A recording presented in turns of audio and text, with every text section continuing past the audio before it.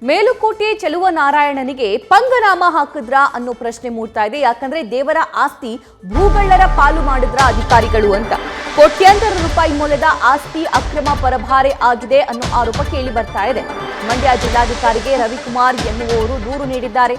ಕಂದಾಯ ಇಲಾಖೆ ಅಧಿಕಾರಿಗಳು ಇದರಲ್ಲಿ ಶಾಮೀಲಾಗಿದ್ದಾರೆ ಅನ್ನುವಂತಹ ಆರೋಪವನ್ನು ಕೂಡ ರವಿಕುಮಾರ್ ಮಾಡ್ತಾ ಇದ್ದಾರೆ.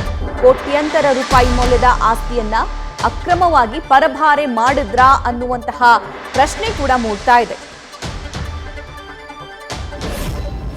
ಜಿಲ್ಲೆ ಕೆಸರೆ ಅನ್ನೋ ಗ್ರಾಮದಲ್ಲಿ ಮೇಲ್ಕೋಟೆ ಚಲುವರಾಯಸ್ವಾಮಿ ದೇವಸ್ಥಾನದ ಹೆಸರಲ್ಲಿ 20 ಎಕರೆ ಜಮೀನಿತ್ತು ಸರ್. ಅದು ಮೈಸೂರು ಮಹಾರಾಜರು ಬಳುವಳಿಯಾಗಿ ನೀಡಿರ್ತಕ್ಕಂಥ ಜಾಗ ಸರ್. ಇದು ತುಂಬ ಜನಕ್ಕೆ, ಹಳೆಯ ಜನಕ್ಕೆ ಗೊತ್ತಿದೆ, ಕೆಲವು ಜನ ಈಗಿನ ಜನಗಳಿಗೆ ಇದು ಗೊತ್ತಿಲ್ಲ ಸರ್. ಮೇಲ್ಕೋಟೆ ಚಲುವರಾಯಸ್ವಾಮಿ ದೇವಸ್ಥಾನದ ಜಾಗ ಅಲ್ಲಿದೆ, ಕೆಸರಲ್ಲಿದೆ ಅಂತ ಗೊತ್ತಿಲ್ಲ ಸರ್.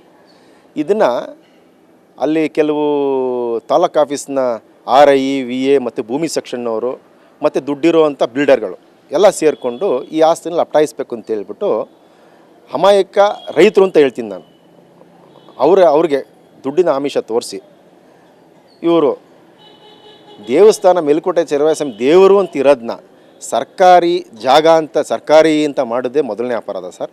ಸರ್ಕಾರಿ ಅಂತ ಮಾಡಿದ ಮೇಲೆ ಬೇರೆಯವ್ರ ಹೆಸರಿಗೆ ಖಾತೆ ಮಾಡೋದು ಎರಡನೇ ಅಪರಾಧ ಸರ್. ಇದು ಸುಪ್ರೀಂ ಕೋರ್ಟ್ನ ಆದೇಶ ಕೂಡ ಇದೆ ಸರ್. ಮೇಲ್ಕೋಟೆ ಚಲುವರಾಯಸ್ವಾಮಿ ದೇವರು ಅಂದಮೇಲೆ ದೇವ್ರ ಸ್ಥಾನ, ಎನಿ ದೇವಸ್ಥಾನ ಆಗ್ಬೋದು, ದೇವಸ್ಥಾನದ ಪ್ರಾಪರ್ಟಿಗೆ ಉಳುಮೆ ಮಾಡೋ ಪೂಜಾರಿ ಕೂಡ ಓನರ್ ಆಗಲ್ಲ. ಬೇರೆ ಯಾರೇ ಆದರೂ ಆ ಪ್ರಾಪರ್ಟಿನ ಏನಾದರೂ ಉಪಯೋಗಿಸ್ತಾ ಇದ್ರು ಕೂಡ ಅವ್ರು ಯಾರೂ ಓನರ್ ಅಲ್ಲ, ದೇವರೇ ಇದಕ್ಕೆ ಓನರು ಅಂತ. ದೇವಾಲಯಕ್ಕೆ ಸಂಬಂಧಪಟ್ಟಂಥ ಜಮೀನು ಇದೆ, ಅದನ್ನು ಅಕ್ರಮವಾಗಿ ಖಾತೆ ಮಾಡಿಸ್ಕೊಂಡಿದ್ದಾರೆ ಅಂತೇಳಿ ನಮಗೆ ಒಂದು ದೂರು ಅರ್ಜಿ ಬಂದಿತ್ತು. ಆ ದೂರು ಅರ್ಜಿ ಬಂದ ತಕ್ಷಣವೇ ನಾನು ನಮ್ಮ ಮಂಡ್ಯ ತಾಲೂಕಿನ ಮಂಡ್ಯ ಉಪವಿಭಾಗದ ಅಸಿಸ್ಟೆಂಟ್ ಕಮಿಷನರ್ ಅವರ ನೇತೃತ್ವದಲ್ಲಿ ಒಂದು ತನಿಖಾ ತಂಡವನ್ನು ಕೂಡ ರಚನೆ ಮಾಡಿದ್ದೆ.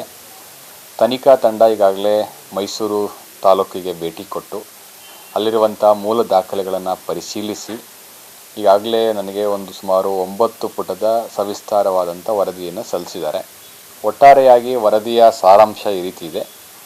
ಮೂಲತಃ 20 ಎಕರೆ ಜಮೀನು ಈ ಹಿಂದೆ ಮೇಲ್ಕೋಟೆ ಚೆಲುವನಾರಾಯಣಸ್ವಾಮಿ ದೇವಾಲಯಕ್ಕೆ ಹಿಂದಿನವರು ಗಿಫ್ಟ್ ಕೊಟ್ಟಿರೋಂಥ ಜಮೀನಾಗಿದೆ. ಅದು ಆ ಜಮೀನು ಮೂಲತಃ ದೇವಾಲಯಕ್ಕೆ ಸಂಬಂಧಪಟ್ಟಂಥ ಜಮೀನಾಗಿದೆ. ನಂತರ 1973ರಲ್ಲಿ ಭೂ ಸುಧಾರಣೆ ಕಾಯ್ದೆಯ ಪ್ರಕಾರ ಒಟ್ಟು 4 ಜನರಿಗೆ 14 ಎಕರೆ ಜಮೀನು ಮಂಜೂರಾತಿಯಾಗಿದೆ ಅಂತ ದಾಖಲೆಗಳು ಈಗಾಗಲೇ ಮೈಸೂರು ತಾಲೂಕು ಕಚೇರಿಯಲ್ಲಿ ಲಭ್ಯ ಇದೆ. 1973ರಲ್ಲಿ ಮಂಜೂರಾದ ನಂತರ 73ರಿಂದ 2001ರವರೆಗೆ ಯಾವುದೇ ಖಾತೆ ಬದಲಾವಣೆಗಳಾಗಿಲ್ಲ. ಮಂಜೂರಾದರೂ ಕೂಡ 2001ರಲ್ಲಿ ಮಂಜೂರಾತಿ ಆಧಾರದಲ್ಲಿ ಯಾರಿಗೆ 4 ಜನಕ್ಕೆ ಮಂಜೂರಾಗಿದೆ ಅವರಿಗೆ 2001ರಲ್ಲಿ ಹಕ್ಕು ಬದಲಾವಣೆಗಳು ಅಂದರೆ ನಮ್ಮ ಕಂದಾಯ ದಾಖಲೆಗಳಲ್ಲಿ ಬದಲಾವಣೆಗಳಾಗಿದೆ. ಇನ್ನು ಉಳಿದಂತೆ 6 ಎಕರೆ ಜಾಗ ಸರ್ಕಾರ ಅಂತ ನಮೂದಿದೆ. ಅದನ್ನು ನಾವು ಈಗ ಸರ್ಕಾರ ಅಂತ ನಮೂದಿರೋದ್ರ ಬಗ್ಗೆ ನಾವು ಟೆಂಪಲ್ ಹೆಸರಿಗೆ, ದೇವಾಲಯದ ಹೆಸರಿಗೆ ನಮೂದು ಮಾಡಿಕೊಳ್ಳಿಕ್ಕೆ ನಾನು ನಮ್ಮ ಮೈಸೂರು ಉಪವಿಭಾಗದ AC ಅವರಿಗೆ ಸೂಚನೆಯನ್ನು ಲೆಟ್ರನ್ನು ಬರಿತಾ ಇದ್ದೇನೆ. ಅದು ಒಂದು ಅಂತ. ಈ 14 ಎಕರೆ ಮಂಜೂರಾಗಿರೋದ್ರ ಬಗ್ಗೆ ಅದು ಮಂಜೂರಾತಿ ಆಗಿರೋದು ನೈಜತೆಯಿಂದ ಕೂಡಿದೆಯಾ ಅಥವಾ ಏನಾದರೂ ಸಮಸ್ಯೆಗಳಿದೆಯಾ ಅನ್ನೋದ್ರ ಬಗ್ಗೆ ನಾವು ಸೂಕ್ತವಾದಂಥ ಸಕ್ಷಮ ಪ್ರಾಧಿಕಾರದಲ್ಲಿ ಅದನ್ನು ನಾವು ಮೇಲ್ಮನವಿಯನ್ನು ಸಲ್ಲಿಸಲಿಕ್ಕೆ ಚಿಂತನೆಯನ್ನು ಮಾಡ್ತಾ ಇದ್ದೇವೆ. ಈಗ ನಾವು ಆ ಮಂಜೂರಾತಿಯನ್ನು ಪ್ರಶ್ನೆ ಮಾಡಬೇಕು ಅನ್ನೋದ್ರ ಬಗ್ಗೆ ನಾವು ಚಿಂತನೆ ಮಾಡ್ತಾ ಇದ್ದೀವಿ. ಕಾನೂನು ತಜ್ಞರ ಒಂದು ಅಭಿಪ್ರಾಯನ ಪಡೆದು ಏನು ಕ್ರಮ ಕೈಗೊಳ್ಳಬೇಕು ಅದನ್ನು ಕೈಗೊಳ್ತೇವೆ. ಮತ್ತು ಉಳಿದಂಥ 6 ಎಕರೆ ಜಮೀನು ಏನಿದೆ, 6 ಎಕರೆ ಜಮೀನನ್ನು ಸರ್ಕಾರ ಅಂತ ಇದೆ. ಈಗ ಆ ಸರ್ಕಾರ ಅಂತ ಇರೋದನ್ನು ನಾವು ದೇವಾಲಯದ ಹೆಸರಿಗೆ ನಮೂದು ಮಾಡಲಿಕ್ಕೆ ಪ್ರಸ್ತಾವನೆ ಕಳಿಸ್ಕೊಡ್ಲಿಕ್ಕೆ ನಾನು ಈಗಾಗಲೇ ನಮ್ಮ ಟೆಂಪಲ್ EO ಅವರಿಗೆ ಸೂಚನೆ ಕೊಟ್ಟಿದ್ದೇನೆ. ಅದರ ಪ್ರಕಾರ ಮೈಸೂರು ಉಪವಿಭಾಗದ ಅಸಿಸ್ಟೆಂಟ್ ಕಮಿಷನರ್ ಅವರಿಗೆ ನಮ್ಮ EO ಅವರು ಈಗಾಗಲೇ ಪ್ರಸ್ತಾವನೆಯನ್ನು ಕೊಟ್ಟಿದ್ದಾರೆ. ಮೇಲ್ನೋಟಕ್ಕೆ ಹೇಳೋದಾದರೆ ಯಾವುದೇ ದೇವಾಲಯಕ್ಕೆ ಕೊಟ್ಟಂಥ ದಾನವಾಗಿ ಬಂದಂಥ ಜಮೀನನ್ನು ಭೂ ಸುಧಾರಣೆ ಕಾಯ್ದೆ ಪ್ರಕಾರ ಮಂಜೂರು ಮಾಡಲಿಕ್ಕೆ ಕಾನೂನಲ್ಲಿ ಅವಕಾಶ ಇಲ್ಲ. 1973ರಲ್ಲಿ ಮಂಜೂರಾತಿ ಆಗಿದೆ ಅಂತ ಹೇಳಿದರೆ ನಾವು ಅದನ್ನು ಸೂಕ್ತವಾದಂಥ ಸಕ್ಷಮ ಪ್ರಾಧಿಕಾರದಲ್ಲಿ ನಮ್ಮ ಹಿತಾಸಕ್ತಿ ಇರೋದರಿಂದ, ದೇವಾಲಯದ ಹಿತಾಸಕ್ತಿ ಇರೋದರಿಂದ ನಾವು ಅದನ್ನು ಪ್ರಶ್ನೆ ಮಾಡಲಿಕ್ಕೆ ಈಗಾಗಲೇ ಕ್ರಮವನ್ನು ಕೈಗೊಳ್ತೇವೆ. ಆ ಬಗ್ಗೆ ನಾನು ಕಾನೂನು ತಜ್ಞರ ಒಂದು ಅಭಿಪ್ರಾಯವನ್ನು ಪಡೆದು ಮುಂದಿನ ಕ್ರಮ ಕೈಗೊಳ್ಳಬೇಕಂತ ಹೇಳಿ ನಾನು ಈಗಾಗಲೇ ಸೂಚನೆಯನ್ನು ಕೊಟ್ಟಿದ್ದೀನಿ. ಈ ಬಗ್ಗೆ ಮತ್ತಷ್ಟು ಲೈವ್ ಡೀಟೇಲ್ಸ್ ನಮ್ಮ ಮಂಡ್ಯ ಪ್ರತಿನಿಧಿ ನಂದೀಶ್ ನೀಡ್ತಾ ಹೋಗ್ತಾರೆ. ನಂದೀಶ್, ಹಾಗಾದ್ರೆ ರವಿಕುಮಾರ್ ಅವರು ಮಾಡ್ತಾ ಇರುವಂತಹ ಆರೋಪ ಸರಿ ಇದೆಯಾ? ಅದರ ಜೊತೆಗೆ ಖಾತೆ ಮಾಡಿಸ್ಕೊಂಡವರ ಹೆಸರು ಏನು, ಅವ್ರು ಯಾರು, ಏನಿದು ಪ್ರಕರಣ? ಖಂಡಿತ ಸಭಾ, ಏನು ಮೇಲುಕೋಟೆಯ ಚಲುವನಾರಾಯಣ ಸ್ವಾಮಿಗೆ ಆ ಒಂದು ದೇಗುಲಕ್ಕೆ ಹಿಂದೆ ನೂರಾರು ವರ್ಷಗಳ ಹಿಂದೆ ಮೈಸೂರು ಮಹಾರಾಜರು ಆ ಒಂದು ಭೂಮಿಯನ್ನ ಅಂದರೆ 20 ಎಕರೆ ಭೂಮಿಯನ್ನ ಮೈಸೂರಿನ ಕೆಸರೆ ಆ ಒಂದು ಗ್ರಾಮ ವ್ಯಾಪ್ತಿಯಲ್ಲಿ ಕೊಟ್ಟಿರ್ತಾರೆ.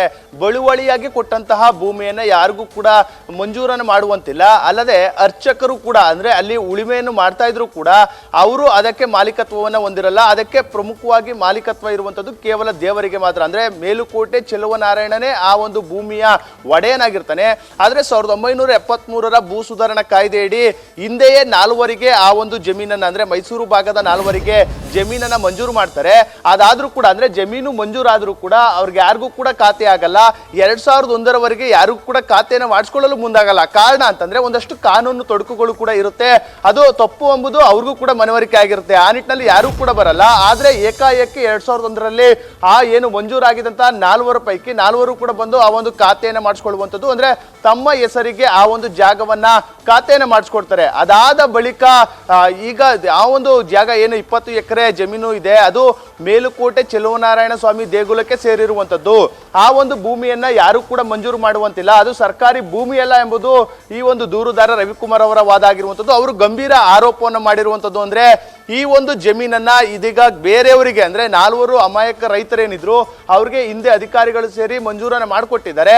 ಆ ಜಮೀನನ್ನ ಇದೀಗ ಏಕಾಏಕಿ ಏನೋ ಒಂದಷ್ಟು ರಿಯಲ್ ಎಸ್ಟೇಟ್ ಉದ್ಯಮಿಗಳು ಎಲ್ಲರೂ ಕೂಡ ಸೇರ್ಕೊಂಡು ಆ ಒಂದು ಭೂಮಿಯನ್ನ ಕಬಳಿಸುವ ನಿಟ್ಟಿನಲ್ಲಿ ಎಲ್ಲ ರೀತಿಯ ಪ್ರಯತ್ನವನ್ನ ಮಾಡ್ತಾ ಇದ್ದಾರೆ ಎಂಬ ಮೂಲಕ ದೂರನ್ನ ಕೊಟ್ಟಿದ್ರು.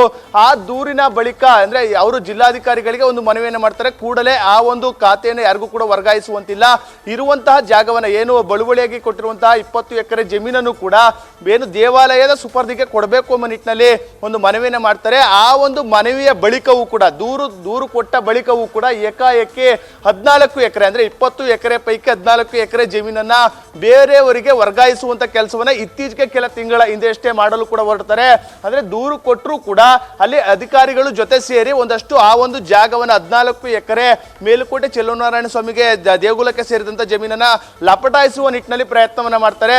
ಅಲ್ಲದೆ ಒಂದಷ್ಟು ಖಾತೆಯೂ ಕೂಡ ಆಗಿರುವಂತದ್ದು ಇತ್ತೀಚೆಗೆ ಆಗಿರುವಂತಹ ಬೆಳವಣಿಗೆ.